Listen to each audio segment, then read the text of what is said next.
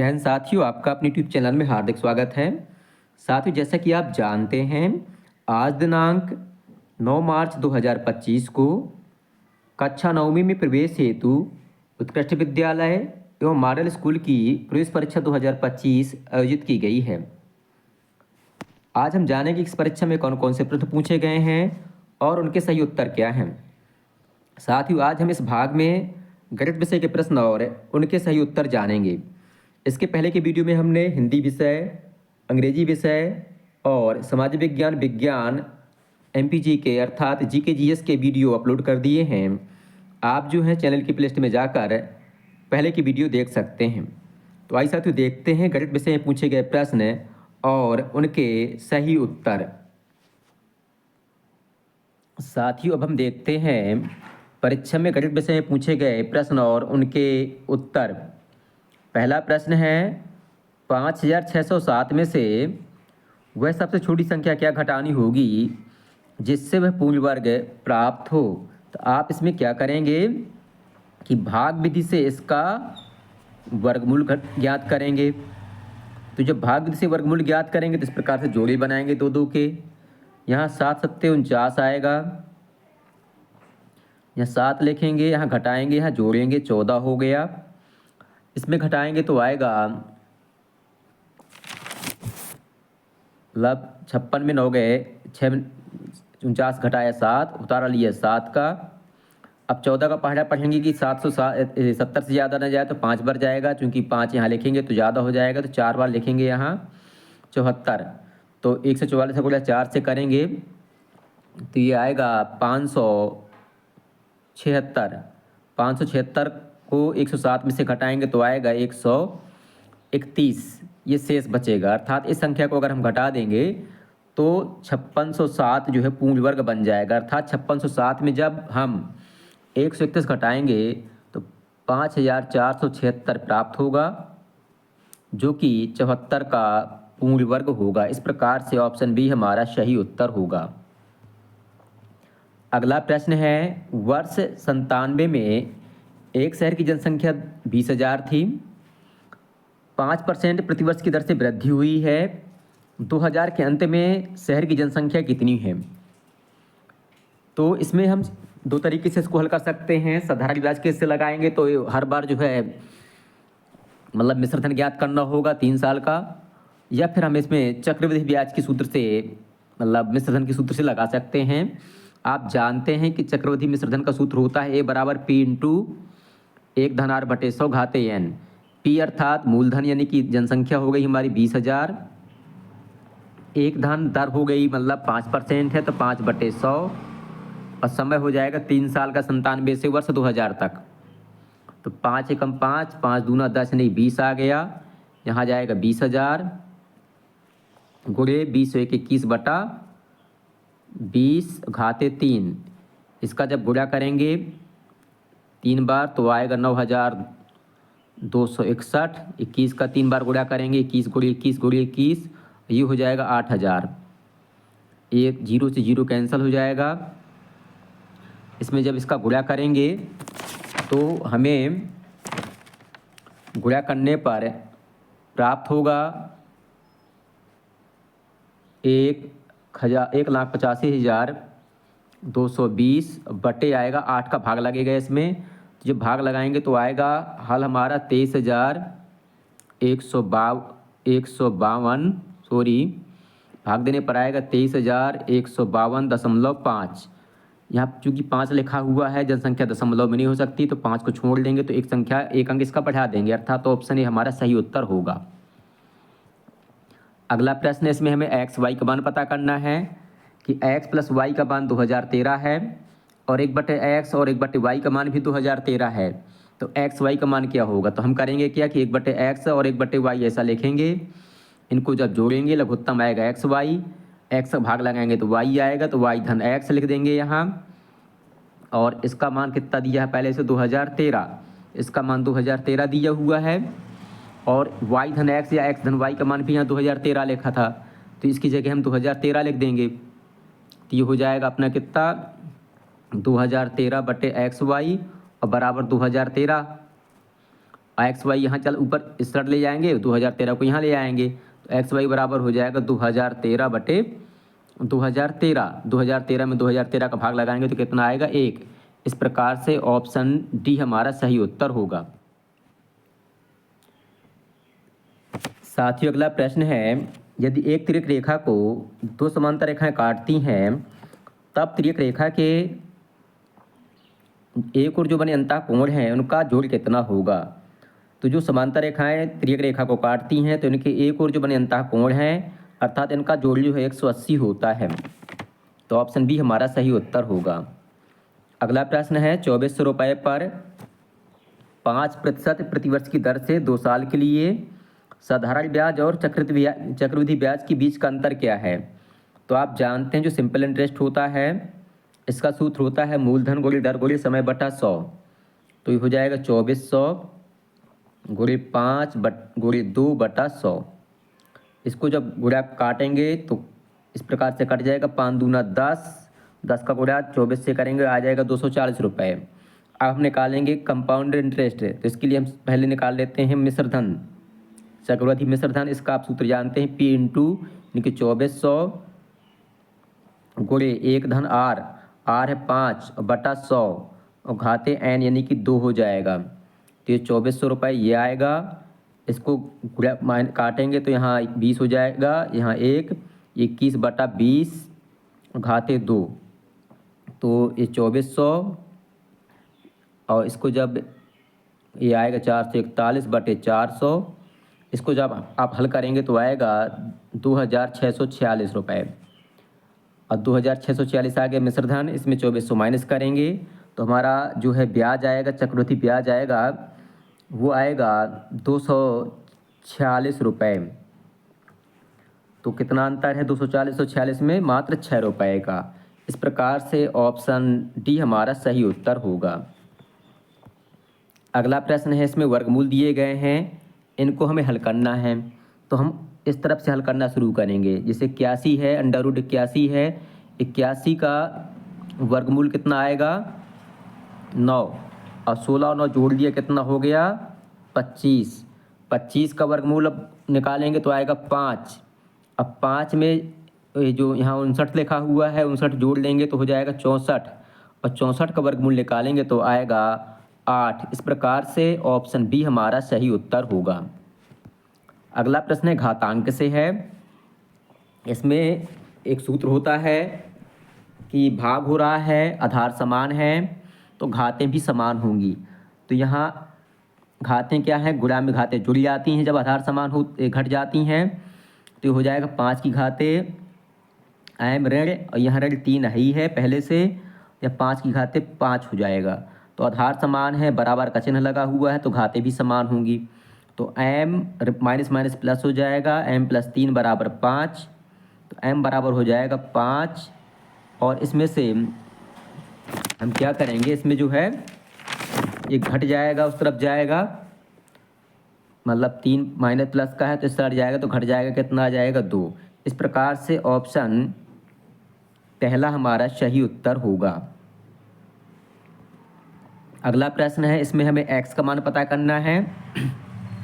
यहाँ 3x है, यहाँ x माइनस का है, ये 3x माइनस का उस साइड x है, बराबर किस तरफ लाएंगे तो प्लस का हो जाएगा, ये 20 बटा 7 बचेगा। यहाँ ये 4x बराबर हो जाएगा 20 बटा 7। तो x बराबर हो जाएगा 20 बटा 7 और गुणे 4, 4 से कैंसिल कर दिए, 4 एकम 4, 4 पंचे 20, यानी कि 5 बटा 7 हमारा सही उत्तर होगा।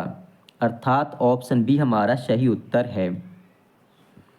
अगला प्रश्न है, रोहन ने एक बाइक 75,000 रुपये में खरीदी, 20% लाभ पर उसे बेचना चाहता है, तो बाइक का बिक्री मूल्य क्या है। तो आप देख पा रहे हैं कि इसका जो क्रय मूल्य है 75,000 रुपये है। तो हम इसका निकाल लेते हैं कि इसका लाभ कितना होगा।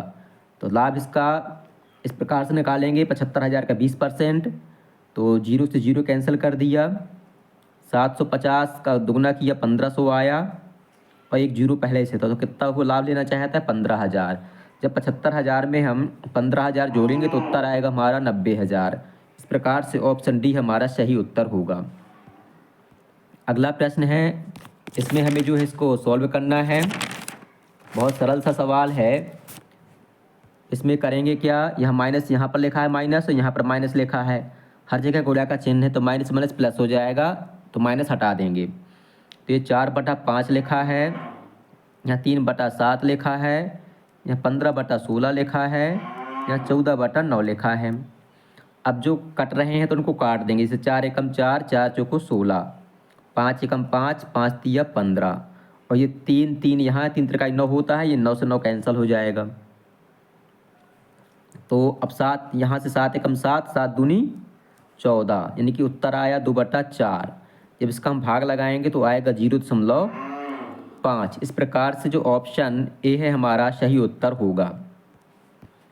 अब अगला प्रश्न है कि यहाँ पाई चार्ट बना हुआ है और एक महीने के दौरान परिवार द्वारा विभिन्न वस्तु पर जो खर्चा है उसको प्रतिशत में दर्शाया गया है और बचत भी दर्शाई गई है। जैसे आप देख पा रहे हैं कि जो बचत है 15% है, कपड़ों पर 10% खर्च करता है, खाने पीने पर 25%, परिवहन पर 5%, मकान किराए पर 10%, बच्चों की शिक्षा पर 15%। हमें ज्ञात क्या करना है, लिखा है कि परिवार की मासिक बचत 3,000 रुपये है और बचत उसकी आमदनी की कितनी है, बचत 15%। मान लिया कि परिवार की जो मासिक आमदनी है x रुपये है, तो x का 15% यानी कि बचत किसके बराबर है, 3,000 के। तो x गुणे 15/100 ये बराबर आ गया 3,000। तो x बराबर आ गया 3,000, गुणा ऊपर 100 पहुंच जाएगा, बटे 5 रहेगा, 5 एकम 5, इसमें जो है 5 एकम 5, 5 छका 30, 0 और सॉरी इसको फिर से देखते हैं। इसमें है क्या कि परिवार की मासिक बचत जो है 3,000 रुपये दी गई है। सवाल नंबर है हमारा 91। जो परिवार की मासिक बचत है कितनी है, 3,000 रुपये है और मासिक बचत है कुल बचत का मतलब कुल खर्च आमदनी का 15%। तो हम करते क्या हैं, जो कुल आमदनी है इसका हम निकालते हैं 15%, 15/100 ये बराबर है किसके, 3,000 के।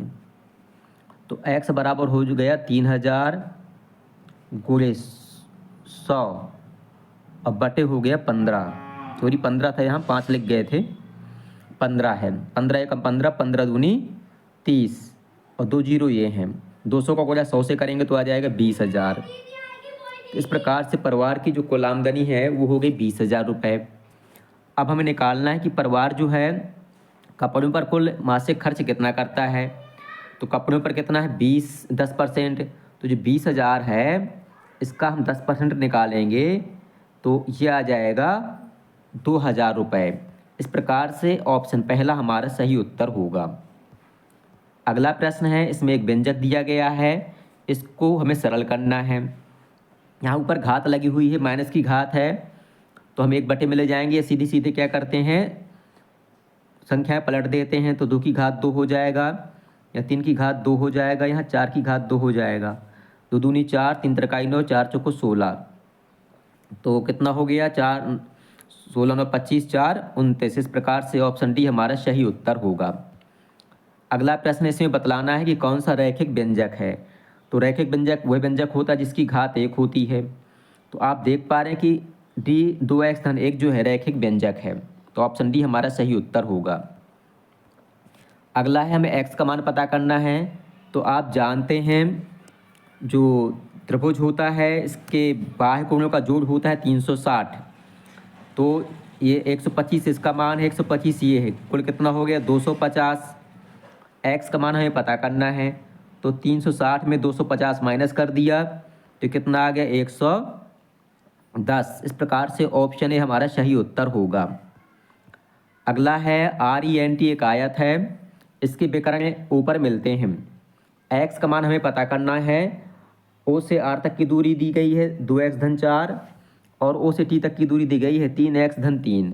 तो आप जानते हैं कि जो आयत के विकर्ण होते हैं ये शब्द विभाजित करते हैं और एक दूसरे को के बराबर भी होते हैं, अर्थात इस पूरे विकर्ण का मान इस पूरे विकर्ण के मान के बराबर है, तो इसका आधा भी इसके बराबर होगा। इस प्रकार से हम कह सकते हैं 3x-1 बराबर होगा किसके, 2x-4 के। तो 3x इस साइड है, 2x आएगा इस तरफ, ले आएंगे बराबर के, और 4 ये माइनस प्लस का 1 है, उस तरफ जाएगा माइनस का 1 हो जाएगा, तो x बराबर हो जाएगा 3। 3x में 2x घटाया x आया, 4 में 1 घटाया 3 आया। इस प्रकार से ऑप्शन पहला हमारा सही उत्तर होगा। अगला प्रश्न है, एक समचतुर्भुज का क्षेत्रफल 240 वर्ग सेंटीमीटर है और एक विकर्ण 16 सेंटीमीटर है, दूसरे को ज्ञात कीजिए। तो आप जानते हैं कि समचतुर्भुज का जो विकर्ण होता है, क्षेत्रफल का सूत्र होता है वो होता है 1/2 गुणे पहला विकर्ण गुणे दूसरा विकर्ण, अर्थात डायमीटर। और क्षेत्रफल कितना दिया है, 240 दिया है, तो यहाँ 240 लिखेंगे, 1/2 लिखेंगे, d1 का मान लो 16 है, इसमें दिया गया है पहला विकर्ण 16 है, दूसरा हमें पता करना है। तो हम क्या करेंगे, d2 बराबर पता करेंगे, तो 240 बटे में 2 है तो उस तरफ जाएगा तो गुणा भी हो जाएगा, 16 का गुणा है तो भाग हो जाएगा, 2 से काट देंगे, 2 कम 2 और 2 अट्ठे 16, 8 एकम 8, 8 तिया 24। इस प्रकार से 30 हमारा सही उत्तर आ जाएगा, अर्थात जो दूसरा विकर्ण है वो 30 सेंटीमीटर होगा। इसमें हमें x का मान पता करना है। इसी प्रकार का सवाल ऊपर पूछा गया था, चूंकि समांतर रेखाएं हैं ये, इनको एक तिर्यक रेखा काट रही है, और एक अंतःकोण का मान 108 है, अंतःएकांतर कोण कहलाएंगे ये। तो ये जो है अंतःएकांतर कोण का मान जो है समान होता है, तो x का मान भी 108 होगा। इस प्रकार से ऑप्शन ए हमारा सही उत्तर होगा। अगला प्रश्न है, इसमें हमें बतलाना है कि इसका मान क्या होगा। तो हमें कुछ नहीं देखना, इसे इन्वर्स लगा हुआ है, यानी कि माइनस की घात लगी हुई है, तो ऐसा लिख सकते हैं हम इसको 1/5 घात 0 है। किसी भी संख्या पर अगर हम 0 की घात लगा देते हैं तो उसका मान कितना हो जाता है, जैसे 1 की घात 0 का मान कितना होता है 1, एक कोई भी संख्या है तो इसका मान भी 1 हो जाएगा। इस प्रकार से जो ऑप्शन बी है हमारा सही उत्तर होगा। अगला प्रश्न है, 10,000 रुपये की राशि 2 वर्षों के लिए 15% प्रतिवर्ष ब्याज की दर से उधार ली जाती है। इस राशि पर साधारण ब्याज क्या है और 2 वर्षों के अंत में कितनी राशि का भुगतान करना होगा। हमें साधारण ब्याज पता करना है। मूलधन है 10,000, समय है 2 वर्ष और दर है 15%। तो ऐसा ही बराबर होता है PRT, यानी कि 10,000 गुणे 2 गुणे 15 बटे 100। 0 से 0 कैंसिल कर दिया, 100 दूना 200, 200 गुणे 15 से करेंगे तो आ जाएगा 3,000। 3,000 आ गया सिंपल इंटरेस्ट अर्थात साधारण ब्याज। अब हमें 2 वर्षों के अंत में कितनी राशि का भुगतान किया जाना है, अर्थात मिश्रधन पता करना है। तो 10,000 रुपये क्या था भैया, 10,000 था मूलधन, 3,000 ब्याज हो गया, इसमें जोड़ देंगे तो इसका मिश्रधन कितना आ जाएगा 13,000। तो इस प्रकार से इसका मूलधन ब्याज आ गया 3,000 और मिश्रधन आ गया 13,000। तो ऑप्शन डी हमारा सही उत्तर होगा। साथियों, गणित विषय का अंतिम प्रश्न है, निम्न में से कौन सी संख्या पूर्ण घन नहीं है। तो आप जानते हैं 216 6 का घन होता है, 6 6 36, 36 छक्का 216, और 343 7 का घन होता है, और 1000 जो है 10 का घन होता है। इस प्रकार से 100 जो है किसी संख्या का घन नहीं है। तो साथ ही इस प्रकार से गणित विषय के ये प्रश्न पूरे होते हैं। इसके पहले की वीडियो में हमने हिंदी विषय, अंग्रेजी विषय और जो GK GS अर्थात विज्ञान समाज विज्ञान विषय है उसमें पूछे गए जो प्रश्न हैं उनके उत्तरों के वीडियो हमने अपलोड कर दिए हैं। आप चैनल की प्लेलिस्ट में जाकर उनके उत्तर देख सकते हैं और आप हमें कमेंट कर बतलाएं कि आपको इस परीक्षा में कुल कितने अंक प्राप्त हुए हैं। आपको वीडियो पसंद आए तो वीडियो को लाइक करें, अपने साथियों के साथ शेयर करें और हमारे चैनल को सब्सक्राइब करना तो बिल्कुल भी ना भूलें, ताकि आगे आने वाला अपडेट आपको समय से मिल सके। धन्यवाद।